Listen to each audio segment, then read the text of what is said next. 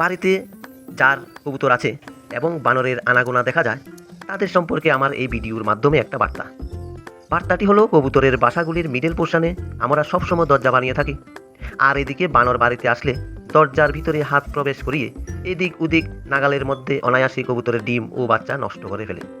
তাই একটা আইডিয়াকে কাজে লাগিয়ে দেখো বন্ধুরা কিভাবে বাসা তৈরি করছি।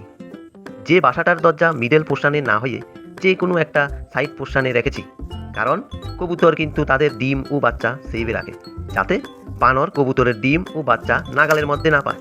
দেখো ঠিক এইভাবে বাসা তৈরি করলে বানর আসলে কবুতর তো পালিয়ে যায় ঠিকই, অন্যদিকে তাদের ডিম ও বাচ্চা সুরক্ষিত থাকে। আমরাও কবুতরের বংশবৃদ্ধি অনায়াসে করিয়ে নিতে পারি। আমি এই পর্যন্ত 7টা বাসা তৈরি করে নিয়েছি, কিছু প্লাস্টিকের ঝুড়ি, আবার কিছু কাঠের ঝুড়ির তৈরি পুরানো বাসাকে নতুন করে নিয়েছি। আর আমার কবুতরগুলিও মনে ভয় ভীতি না রেখে স্বাধীনভাবে বসবাস করে যাচ্ছে। আরেকটা চমকপ্রদ বিষয় হচ্ছে, বাসাতে কোনো দরজা লাগানোর সিস্টেম রাখিনি। যার যে বাসা পছন্দ সে ওই বাসাতেই থাকছে। কারণটা হচ্ছে কবুতরের বাসাগুলি হাতের নাগালের বাইরে বলে বিশেষ করে আমার ক্ষেত্রে এমন করে রেখেছি।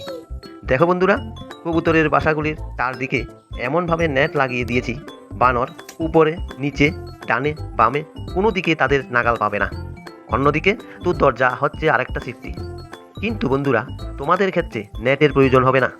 যদি বাসাগুলি নিচে রাখো, লাগানো বা বদ্ধ করার জন্য দরজা সিস্টেম রাখলেই চলবে।